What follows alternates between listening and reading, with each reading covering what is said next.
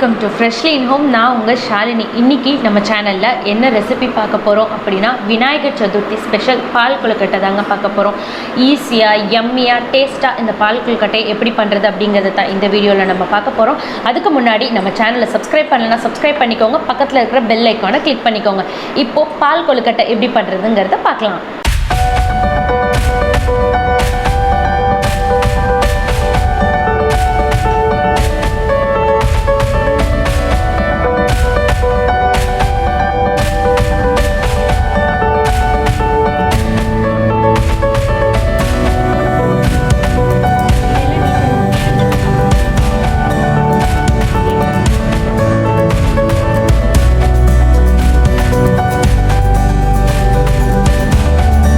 இப்போ பால் கொழுக்கட்டை செய்கிறதுக்கு ஒரு கனமான பாத்திரம் எடுத்து அதை நான் சூடு பண்ணிவிட்டு இப்போ நான் அதில் பால் சேர்த்துக்கிறேன்.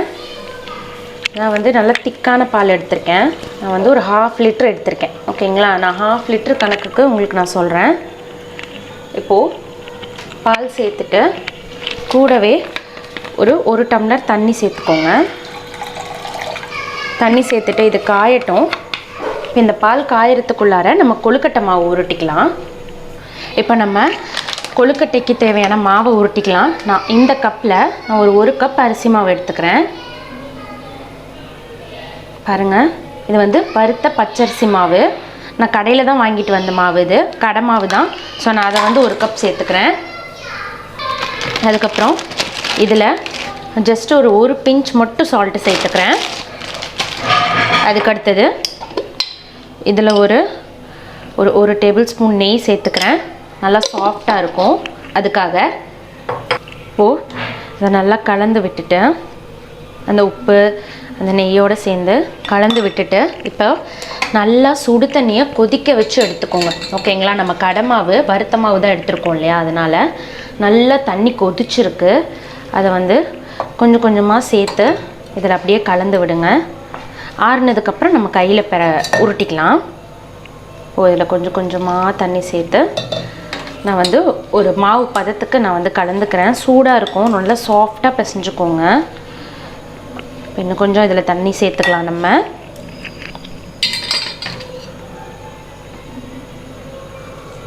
இன்னும் கொஞ்சம் தண்ணி சேர்த்துட்டு அதை நான் கலந்துக்கிறேன். நல்லா சாஃப்டாக கலந்துக்கங்க. அதுக்கப்புறமா நம்ம கை விட்டு கலந்துக்கலாம்.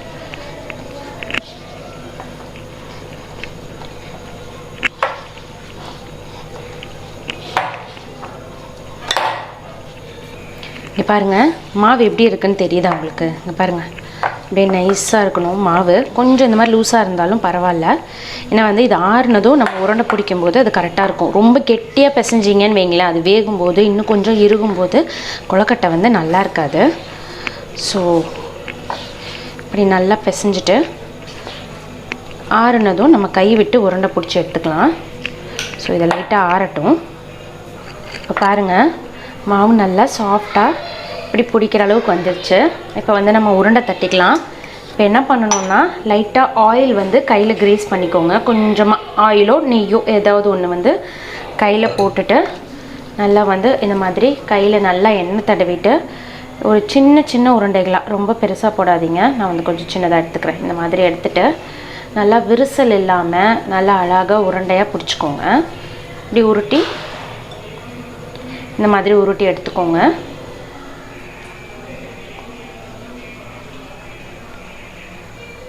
ஓகேங்களா, ஸோ இந்த மாதிரி எல்லாத்தையுமே நம்ம உருட்டி எடுத்துக்கலாம் கொஞ்சம் கொஞ்சமாக.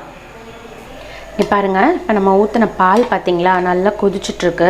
இப்போது இந்த ஸ்டேஜில் நான் ஒரு 1/2 கப் சர்க்கரை சேர்த்துக்கிறேன்.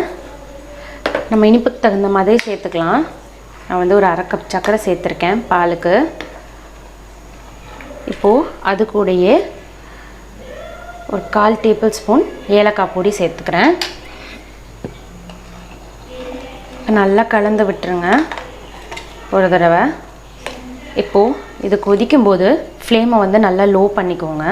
மீடியம் ஃப்ளேமில் வச்சுட்டு நான் இதில் நம்ம உருண்டை பிடிச்சி வச்சுருக்கிற அந்த கொழுக்கட்டையை ஒன்றா சேர்த்துக்க போகிறேன். ஒட்டுக்கா சேர்த்துக்காதீங்க, ஒன்றா சேர்த்துக்கோங்க.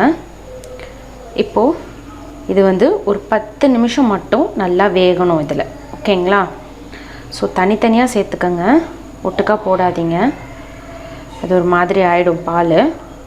அதனால் ஒரு கொழுக்கட்டையாக சேர்த்துட்டு ஒரு 10 நிமிஷம் நம்ம வேக விடுவோம். இப்போ போட்டுட்டு ஒரு தடவை நல்லா கலந்து விட்டுட்டு ஃப்ளேமை ஃபுல்லாக லோ பண்ணி வச்சுருக்கோம் இல்லையா, இது ஒரு 10 நிமிஷம் நல்லா வேகட்டும். கரெக்டாக 10 நிமிஷம் மட்டும் இது வேகட்டும், நம்ம வெயிட் பண்ணிக்கலாம். பாருங்கள், கரெக்டாக ஒரு 12 நிமிஷத்தில் கொழுக்கட்டை நல்லா சூப்பராக வெந்து பால் வந்து திக்காக இருக்குது. ஓகேங்களா? ஸோ பால் வந்து நல்லாவே திக்காக இருக்குது. இப்போ பாருங்கள், நம்ம போட்ட கொழுக்கட்டையெல்லாம் நல்லா டபுள் ஆகிடுது. இப்போது இந்த ஸ்டேஜில் நம்ம என்ன பண்ணணும் அப்படின்னா, நான் வந்து சர்க்கரை செக் பண்ணிட்டேன், கரெக்டாக இருந்துச்சு. நீங்கள் வந்து சர்க்கரைக்கு பதிலாக வெள்ளைப்பாகு கூட சேர்த்துக்கலாம். இப்போது இதில் நான் வந்து கொஞ்சமாக குங்குமப்பூ சேர்த்துக்கிறேன், கலருக்காக தான். ஸோ ஃப்ளேவர் நல்லா இருக்குங்கிறதுக்காக நான் இதுக்குன்னு சேர்த்துக்கிறேன், ஆப்ஷனல் தான், வேணாங்கிறவங்க விட்டுருங்க. ஸோ இது நல்லா கலந்து விட்டுட்டு நான் வந்து ஆஃப் பண்ணிடுறேன். ஸோ 2 நிமிஷம் இது லைட்டாக ஆறட்டும்.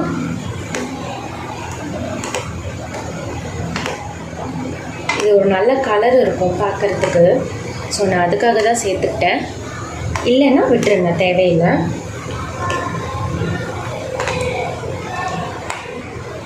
ஒரு 2 நிமிஷம் ஆயிடுச்சு.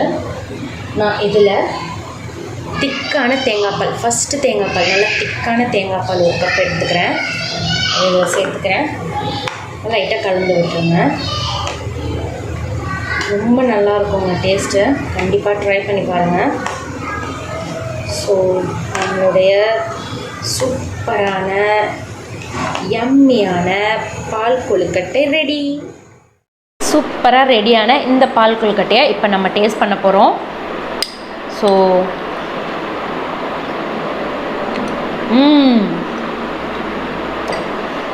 செம்ம சூப்பராக இருக்குங்க. அந்த உள்ளே இருக்கிற கொழுக்கட்டை இருக்குது பார்த்தீங்களா, அவ்வளோ சாஃப்டாக இருக்குது. நம்ம மாவு பிசைகிறதுல தான் அது வந்து சாஃப்டாக வர்றது. ஓகேங்களா?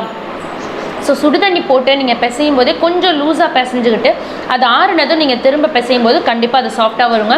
செம்ம டேஸ்ட்டாக இருக்குது, பால்லையே வெந்ததுனால அவ்வளோ சூப்பராக இருக்குது. நம்ம கடைசியாக தேங்காய் பால் சேர்த்ததுனால அந்த தேங்காய் பாலோட ஃப்ளேவர் அவ்வளோ நல்லா தெரியுதுங்க, செம்மையாக இருக்குது. இந்த விநாயகர் சதுர்த்திக்கு கண்டிப்பாக நீங்கள் எல்லோரும் இந்த பால் கொழுக்கட்டையை ட்ரை பண்ணி பாருங்கள். எல்லாருக்கும் இனிய விநாயகர் சதுர்த்தி நல்வாழ்த்துக்கள். நெக்ஸ்ட்டு ஒரு சூப்பரான ரெசிபியோட நான் உங்களை மீட் பண்ணுறேன். அது வரைக்கும் பாய்.